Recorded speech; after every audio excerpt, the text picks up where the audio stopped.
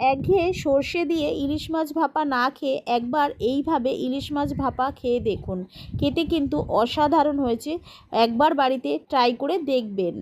নমস্কার বন্ধুরা, tasty and one byte চ্যানেলে আপনাদের স্বাগত। প্রিয় বন্ধুরা, কেমন আছেন? আশা করি আপনারা সকলেই ভালো আছেন। আজকের রেসিপি সর্ষে, পোস্ত আর তিল দিয়ে ইলিশ মাছ ভাপা রেসিপি। তো এর জন্য আমি এখানে সর্ষে নিয়ে নেব, সাদা সর্ষে নিয়ে নেব 2 চা চামচ মতো, কালো সর্ষে নিয়ে নেব 2 চা চামচ মতো, আর নিয়ে নেব পোস্ত প্রায় 1.5 চা চামচ মতো, 2 চা চামচ মতো নিয়ে নেব এখানে সাদা তিল। তো যে সকল বন্ধুরা ভিডিওটাকে দেখছেন তাদেরকে অনুরোধ রইল পুরো ভিডিওটা দেখার জন্য। আর রেসিপিটা ভালো লাগলে আপনাদের প্রিয় চ্যানেল টেস্টি অ্যান্ড ওয়ান বাইটকে লাইক, সাবস্ক্রাইব এবং শেয়ার করতে কিন্তু ভুলবেন না। তো এখানে আমি 2 রকমের সর্ষে, 1.5 চামচ পোস্ত নিয়ে নিয়েছি। এগুলোকে আমি ভালো করে হাতের সাহায্যে মিশিয়ে নিচ্ছি, দেখতেই পাচ্ছেন। আর এরপরে আমি নিয়ে নিলাম তিল।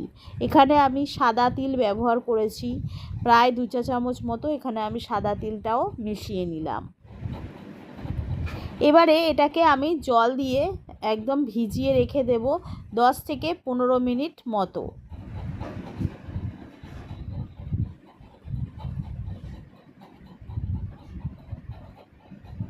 তো ভিজিয়ে রেখে নিলাম, ভিজানো হয়ে গেছে। এবারে আমি তুলে নিলাম, জল থেকে তুলে নিয়ে আমি মিক্সির বাটির মধ্যে নিয়ে নিচ্ছি। আপনারা চাইলে কিন্তু এটা শিলনোড়াতেও পেস্ট করে নিতে পারেন, তবে আমি মিক্সির বাটির মধ্যে দিয়ে পেস্ট করে নেব। আর 3খানা মতো কাঁচা লঙ্কা ভেঙে এর মধ্যে দিয়ে দিলাম। এটাকে ভালো করে মিহি করে পেস্ট করে নিতে হবে। আমি এর মধ্যে অল্প লবণ অ্যাড করেছি, যেহেতু এখানে সর্ষেটা বাটবো তাই। দেখুন পেস্ট হয়ে গেছে। এবারে আমি এই সর্ষে, পোস্ত আর তিল বাটাটাকে আমি একটা টিফিন ক্যারির মধ্যে নিয়ে নিলাম।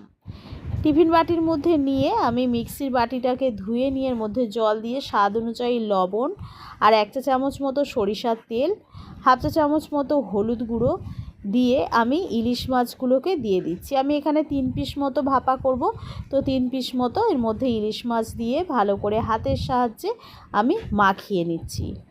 দিয়ে দিলাম এখানে 4খানা মতো চিরা কাঁচা লঙ্কা দিয়ে এবারে আমি একটা কড়াইতে জল দিয়ে দিয়েছি। জলটা হালকা গরম হলে আমি এর মধ্যে একটা স্ট্যান্ড দিয়ে দিলাম।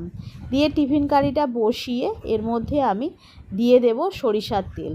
আবারও প্রায় 2 চা চামচ মতো সরিষার তেল দিয়ে ঢাকা দিয়ে আমি এটাকে ভালো করে ভাপিয়ে নেব 20 মিনিট মতো। তো 20 মিনিট ভাপানো হয়ে গেছে।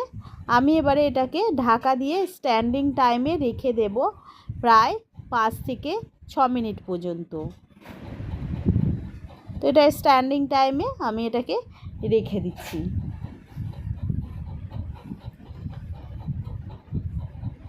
এবারে আমি এটাকে খুলে নেব।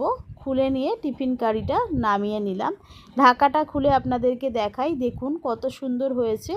খেতেও কিন্তু দুর্দান্ত স্বাদের হয়েছে। বাড়িতে এইভাবে একবার ট্রাই করবেন, আশা করি আপনাদের খুবই ভালো লাগবে। রেসিপিটা ভালো লাগলে আপনাদের প্রিয় চ্যানেল টেস্টি অ্যান্ড ওয়ান বাইটকে লাইক, সাবস্ক্রাইব এবং শেয়ার করে পাশে থাকবেন। তার সঙ্গে বেল আইকনটা প্রেস করে দেবেন। বেল আইকনটা প্রেস করলে সবার আগে নোটিফিকেশান আপনাদের কাছে পৌঁছে যাবে আমি যে ভিডিওগুলো ছেড়ে থাকি। আর আমি আবারও একটা নতুন রেসিপি নিয়ে হাজির হব। ততক্ষণ আপনারা সুস্থ থাকবেন, নিজেদের খেয়াল রাখবেন। তো আজকের মতো এইটুকানি। টাটা বন্ধুরা।